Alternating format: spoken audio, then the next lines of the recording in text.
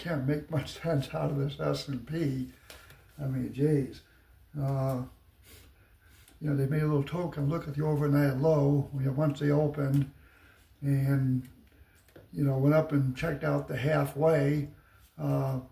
There's talk it's more an upside bias.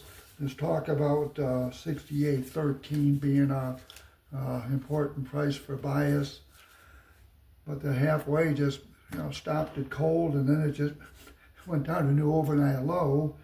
Now it's back at the opening, 68.42 half, but just been all over the place.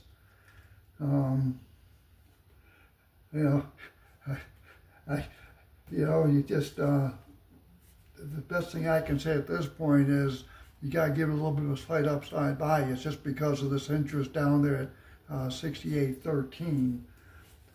And there's been some movement, but I can't say it makes any sense.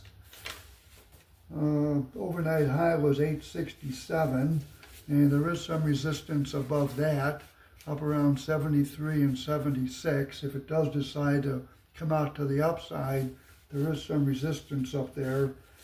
And again, just keep in mind to try and stay as best you can on the right side of the market. You're above 68.13, you're better off looking to try and buy dips. Some nice early move early in financials, just before the 720 opening.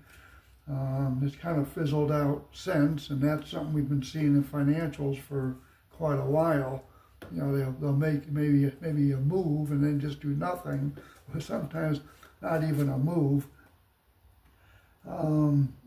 You're still kind of hanging above some support in the bonds, this 11 to 08, and then there's a layer of support below, even to 04. You guys are short, it could be a pretty tough grind to get it to go. And for my 2 cents, I kind of think if you're above the 01, 04, better off kind of giving it a chance to maybe stabilize and try and resume the up move. But the upsides look nasty too. This bond market has some resistance up here at 23. We were kind of looking a little bit earlier if we could maybe get some 21s out.